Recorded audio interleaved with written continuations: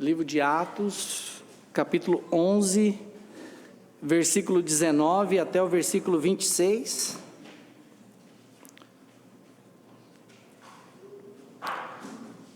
Estou esquecendo, nosso horário vai até, pastor, 11. Ok, meia hora, isso é ótimo. Atos capítulo 11, versículo 19 até o 26. Os irmãos podem, por gentileza, acompanhar nas suas Bíblias. Nós vamos ler, versículo 19 de Atos 11, diz: E os que foram dispersos pela perseguição que sucedeu por causa de Estevão, caminharam até a Fenícia, Chipre e Antioquia, não anunciando a ninguém a palavra, senão somente aos judeus.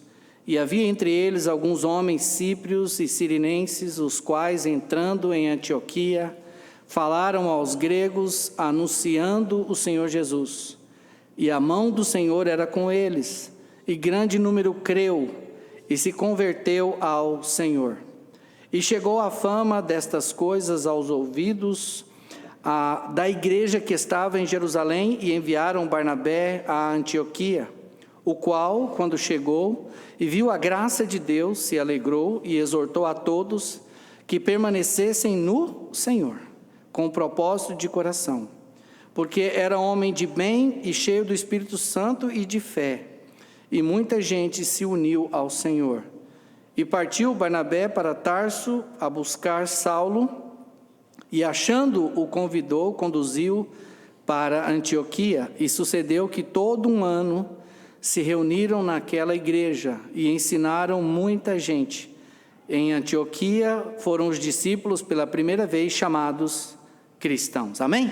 Deus abençoe a sua palavra. Nesta manhã eu quero compartilhar com os amados a igreja de Antioquia sendo uma igreja exemplar. Nós vemos a necessidade, irmãos, de que qualquer igreja que nasça, venha nascer, se torne uma igreja exemplar. Nós vemos que em Atos capítulo 2 nasce a igreja de Jerusalém, na descida do Espírito Santo, quando quase 3.000 almas se convertem, e Deus começa a trabalhar na igreja de Jerusalém de tal forma que quando vem a perseguição, os discípulos são dispersos, e a gente sabe bem que no plano de Deus, a dispersão aqui, levando os discípulos a diferentes cidades, mas nós vemos que Deus é soberano em todas as coisas, Ele já tinha o seu plano. No livro de Atos, diz que quando o Espírito Santo desceu e muita gente se converteu, tinha gente de toda a região lá, para Pentecostes. E aí este povo misto agora, não só judeus, ao serem dispersos, eles vão de cidade em cidade pregando o Evangelho. E como é que começa a igreja de Antioquia? Nós vemos no versículo 19, que é uma igreja que começa em meio à perseguição e medo. Muitas vezes nós vamos, irmãos, começar uma igreja, nós não sabemos por onde vamos começar, da maneira que vamos começar, e nós não conhecemos tudo que está diante de nós, e isso gera em nós uma ansiedade, gera um temor, uma certa hesitação, e a gente vê que isso pode o quê? Atrapalhar. Na nossa vida não é assim? Se você tem medo de alguma coisa, se você está preocupado com alguma coisa, você não sabe onde começar, por onde começar, você fica hesitoso, e talvez ali nessa hesitação você não faça nada. Mas o que eles fizeram? Com o temor, com a adversidade, eles avançaram. Então nós podemos ver que uma igreja exemplar, uma igreja transformadora, é uma igreja que tem uma atitude revolucionária. E o que quer dizer revolucionária? Uma igreja que está motivada a mudar a adversidade de perseguição em uma vantagem, uma oportunidade de levar a palavra de Deus. O que nós costumamos fazer quando vem uma adversidade? É parar, é não fazer nada, ou falar, eu tenho uma desculpa, essa dificuldade. Mas você pode ser como, um empreendedor que fala, não, eu vou fazer outra coisa, eu vou fazer de outra maneira, eu vou por outro caminho. E nós vemos claramente, irmãos, que os discípulos estavam acostumados, como o apóstolo Paulo, os irmãos sabem bem, o apóstolo Paulo, onde ele procurava uma cidade nova, onde ele ia? nas sinagogas, procurando os judeus. Jesus falou: ide primeiro à casa de Israel. Então era natural para o judeu fazer isso. Agora ele chega em Antioquia, não tem judeu, então não vamos pregar. Não, vamos pregar para os romanos. Mas como é o contexto romano? Então nós vemos aqui, os romanos eram politeístas, eram pessoas idólatras. Então nós vemos que não conseguiram anunciar a palavra aos judeus, e nós vemos que essa igreja mudou a estratégia, abandonou aquela tradição de pregar somente aos judeus. Não sei se aqui em Ribeirão tem, mas em Boituva tem um condomínio inteiro de judeus, o Arco dos Anjos. Eu fui numa outra cidade que eu estou entendendo que é um condomínio em Cerquilho de judeus. Rua Jerusalém, Alameda Jerusalém, Alameda Hebron, Alameda Judá, Alameda Jerusalém. Eu falei: opa, isso aqui está me levando a pensar que quietinho lá tem um grupo de judeus lá. Então, mas não tem uma sinagoga. Então, se o missionário Alexandre, algum outro, falar: eu estou indo só para pregar aos judeus. Mas se aquela pessoa que está próximo de você pode entender a sua língua, você pode anunciar o evangelho. Então você vai mudar, né? Eu vim aqui para falar com tal pessoa, ela está? Não, mas temos nós aqui. Não foi você que eu vim. Mas tem outras pessoas prontas para ouvir o evangelho, não é? Então uma igreja que está pronto a mudar a atitude para motivar todo mundo a fazer o trabalho de diversas maneiras. Senão a igreja, irmãos, não deve ser uma igreja engessada. Nós não podemos ser crentes engessados, que só sabemos fazer de um jeito, de uma forma, e aí chega uma circunstância, o cara fala: se vira, agora vai. Que nem Neemias, chega diante do rei, e como vai ser a sua oração de 3 segundos diante do rei? Aí você fala: agora me pegou, 3 segundos para orar? Mal dá para abrir a boca, mal dá para pensar.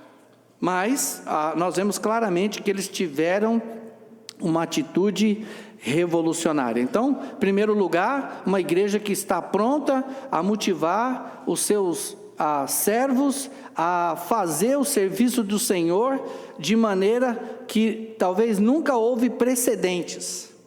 O que aconteceu na pandemia, irmãos? Foi quando nasceu essa questão de tanta tecnologia, não é? Transmissões de culto. Aí surgiram os evangelistas blogueiros, ou sei lá, toda coisa que surgiu aí, mas por causa de uma circunstância. Mas por alguns crentes, infelizmente lá na nossa igreja, alguns ligaram: pastor, desliga meu nome, nunca mais vou na igreja, porque eles falavam: essa pandemia não vai acabar. Eu falei: vai. A Bíblia diz que nada é para sempre assim. Vai acabar, ela tem um tempo dela, talvez vão vir outras, mas está testando a sua fé. E muitos irmãos foram reprovados no meio da pandemia, não motivaram a fazer outras coisas, não criaram outros caminhos. Em vez de crescer a sua fé, sumiu a fé, escondeu a fé, ou muitas coisas, né? Então nós vemos, irmãos, que em momentos de dificuldades é quando se conhece os melhores trabalhadores, não é verdade? O pessoal às vezes fala que os brasileiros a NASA está estudando os brasileiros, né? Não temos tecnologia, não temos tanta coisa como os japoneses, os norte-americanos, mas a gente faz de um pedaço de plástico uma pá, a gente faz de uma lata de detergente um pote, a gente faz, mas é isso que devemos fazer, né? Não tem cão, caça com gato, né? Você tem que pintar bem o gato, né? Para ele parecer uma onça, né? Então você fala: eu tenho um gatão aqui, mas daquela onça pintada, né? Você pinta, onça pintada, você pinta, pega um tigrão e pinta, você dá seus, né? Então é alguém que está pronto a fazer algo diferente para conseguir alcançar. Não é como muitas igrejas: fiz-me de tudo para com todos. Não é essa coisa de pragmatismo, inventar uma coisa errada para chegar numa coisa certa. Não, mas como Jesus falou para os seus discípulos: vocês têm que ser corajosos, audaciosos, vocês têm que fazer coisas que... O que Jesus fez, irmãos? Pregar para a samaritana no poço, era normal? Não, o texto diz que judeus e samaritanos não se Davam, e Jesus quebrou aquilo, falou, vai dar agora. E a cidade inteira se converteu, não foi? Por causa de uma mulher se converteu. Então os discípulos aprenderam a lição de agora ter uma atitude também revolucionária. No livro de Atos, eles são acostumados a ir para a sinagoga. Chegou na cidade, não tinha sinagoga, aí foi para a beira do rio, encontrou Lídia lá. Nasce uma igreja na casa de Lídia. Então eles falaram, gente, não é só sinagoga não, é rio, é poço, onde mais? Irmãos, nós temos igreja lá em Boituva, e nós temos cultos nos lares, e são nas chácaras. Irmãos moram no sítio, né? Você vê a igreja sendo manchada de barro todo domingo de manhã, né? Você falou, os irmãos chegaram, que bênção. Eu gosto de ver aquelas pegadas de barro lá. Eles ficam tudo incomodados porque está sujando o prédio. Eu falei, irmãos, eu fico feliz de você estar aqui. O prédio a gente limpa depois. Mas tem cultos nas casas deles, nas chácaras. Irmãos, às vezes tem culto numa casa, tem 70 pessoas. Pessoas que nunca vêm à igreja, mas eles chegam no culto do lar. E pessoas se convertem lá, depois vêm para a igreja. Então a igreja tem que lembrar que Jesus falou, ide e pregai o evangelho. Então a igreja tem que ter iniciativa de fazer coisas diferentes, de maneira que você ainda continue pregando o evangelho, levando o evangelho a outras pessoas. Segundo lugar, uma igreja exemplar, uma igreja com verdadeira espiritualidade. Veja, irmãos, o versículo 20 diz, e havia entre eles homens cíprios e cirenenses, os quais, entrando em Antioquia, falaram aos gregos, anunciando o Senhor Jesus. Então, verdadeira espiritualidade, irmãos, é uma igreja ou crentes que estão prontos a falar de Jesus, a anunciar Jesus Cristo. Irmãos, eu tenho trabalhado no ministério para plantar igrejas batistas. Mas eu não fico falando de igreja batista no púlpito. Eu prego Jesus Cristo. Eu vou de casa em casa, sou da igreja batista, tudo bem, tem que falar, tem uma identificação, mas eu não fico discipulando pessoas para ser crentes batistas. Nós devemos fazer discípulos de Jesus. E foi isso que eles fizeram. Naquela época não era batista, presbiteriano, metodista, eles estavam pregando e anunciando Jesus Cristo. Então nós vemos televisão, rádio, igrejas por aí, que ficam falando de dinheiro, de merchandising, disso, daquilo, e perdem a oportunidade de falar de quem? De Jesus. Então nós vemos uma igreja que é espiritual, é uma igreja que fala de Jesus. Ele é o caminho, a verdade e a vida. Então é isso que devemos anunciar. E eles aqui nesse tempo, pouco tempo depois da ressurreição e ascensão de Cristo ao céu, nós vemos que eles estão anunciando Jesus. E o que acontece quando nós estamos anunciando Jesus? A mão do Senhor era com eles, e grande número creu e se converteu ao Senhor. Irmãos, eles estavam com medo de pregar aos gregos. Será que seremos mortos? Será que seremos torturados? Eles são idólatras. Os gregos, a maioria deles romanos, gregos romanos, soldados, eles vão nos matar, eles vão nos prender. Irmãos, grande número creu. Muitas vezes falam, não vou pregar, não sei o que vai acontecer. Uma vez eu preguei, eu e o pastor Emadson, lá em Curitiba, batendo na porta de uma casa. Abriu a porta, 4 jovens nos atenderam. E eles estavam assistindo o jogo do Atlético do Paraná. E a gente querendo evangelizar, e eles assistindo aquele jogo.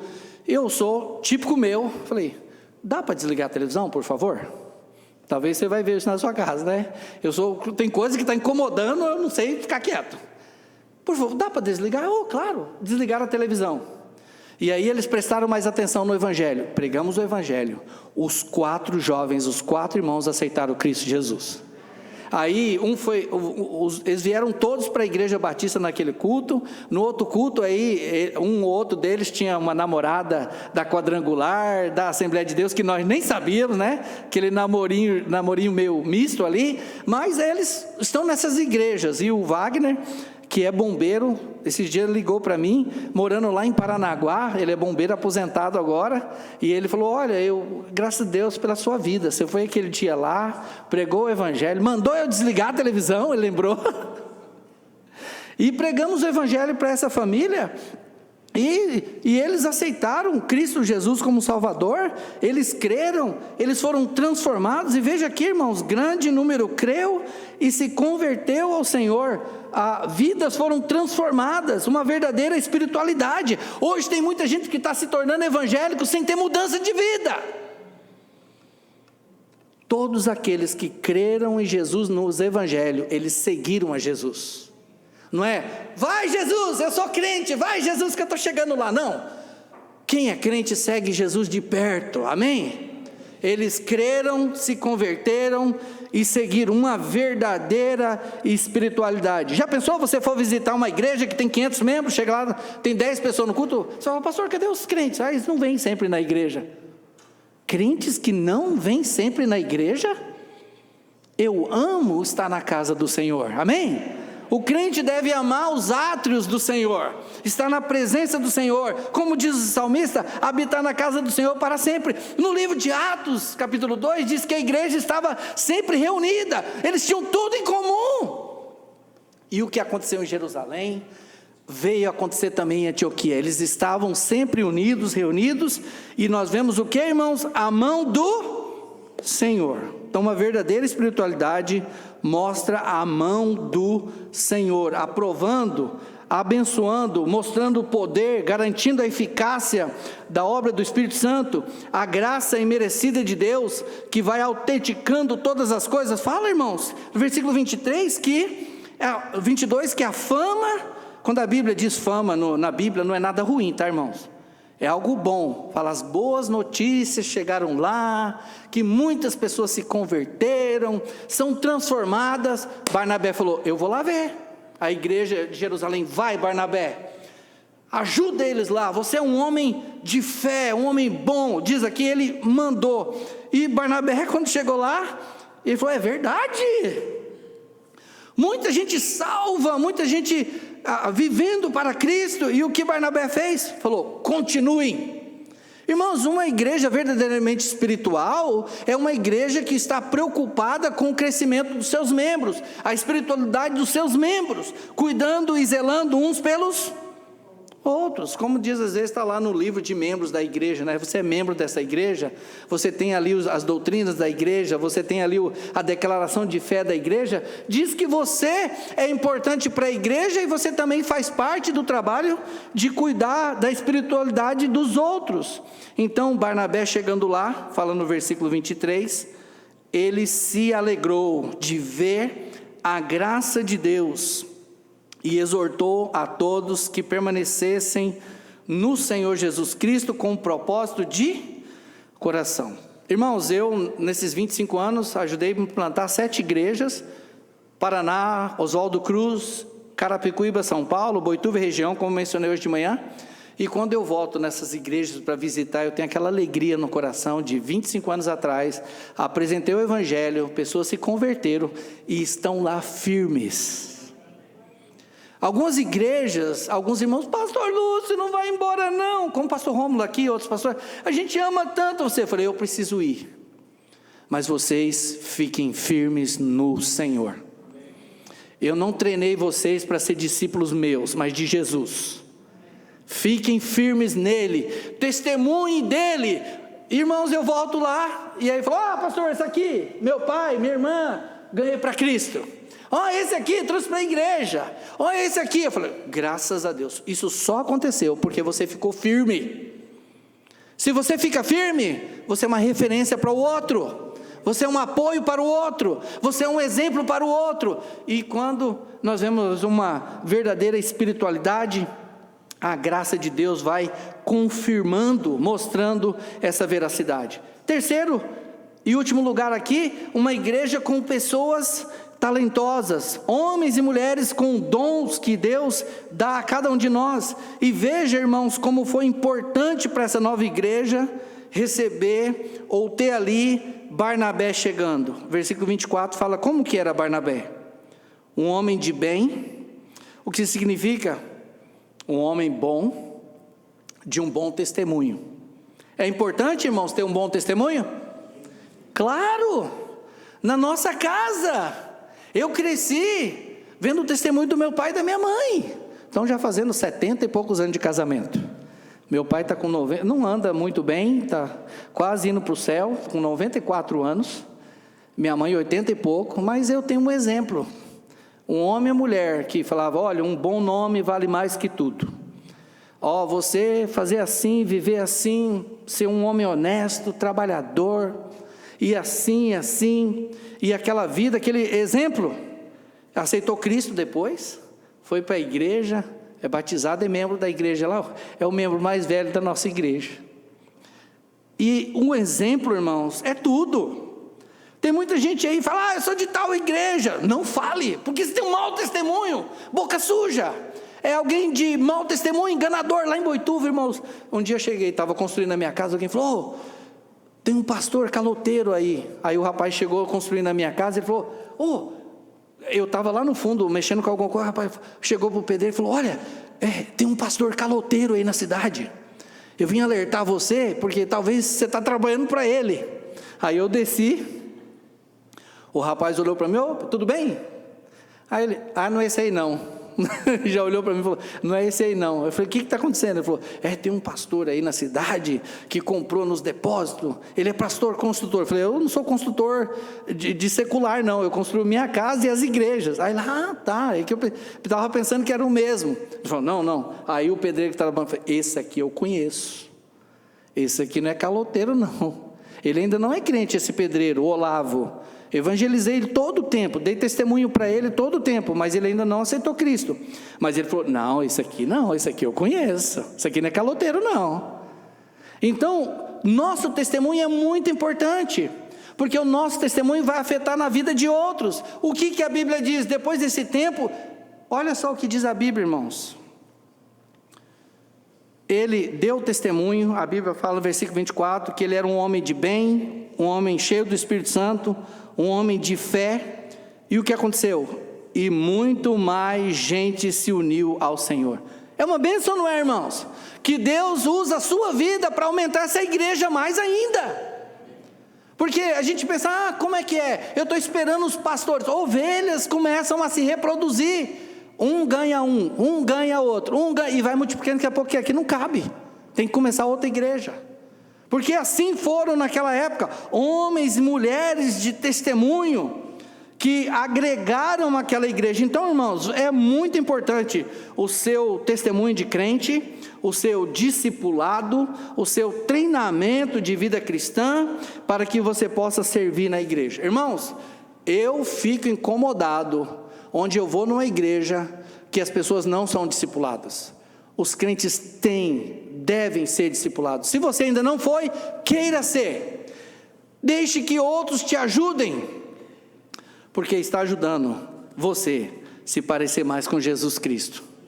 Então, uma verdadeira espiritualidade. O que acontece nas seitas? Na seita, que o pessoal é treinado para parecer com a seita ou com aqueles líderes. Você vê, um tempo atrás na televisão, da Universal falava igual Edir Macedo. Aí chegou uma outra igreja, todo mundo parecia com aquilo. Você vai para os testemunhos de Jeová, parece tudo. Na vestimenta, a gente fala, é tudo igualzinho, robozinho. Nós somos livres em Cristo, somos, mas nós somos chamados para ser a semelhança do seu Filho. Nós seremos como Cristo, e já devemos ser moldados e preparados. Por isso lá os discípulos foram chamados de cristãos, amém, irmãos? Eles foram chamados de cristãos, não de evangélicos, não de batistas, não disso, eles foram chamados de cristãos. Então é muito importante para uma igreja exemplar, de ser chamados cristãos, homens e mulheres que vivem como Cristo viveu. Como Paulo disse, sede meus imitadores, assim como eu sou de Cristo. Nós somos chamados para ser iguais a Cristo, para imitar a Cristo. E para terminar, diz que sucedeu que todo um ano se reuniram naquela igreja e ensinaram muita gente. Amém, irmãos? Eu gosto de trabalho, irmãos. Eu conheço um bocado de pastor preguiçoso. Eu conheço alguns missionários e crentes preguiçosos. Eu conheço alguns que eles correm de culto, eles correm de ensino, eles correm de trabalho, e eu corro atrás dessas coisas, eu procuro trabalho. Eles falam: pastor, você é uma sarna, né? Eu falei: sim, porque meu pai me ensinou a não ser preguiçoso, né? Quando fui casar com a minha esposa, né? Quando jovem, aí o pessoal falou: o que você vai falar para sua namorada? Eu falei assim: ó, eu sou um cara feinho, mas esforçado. Deu certo.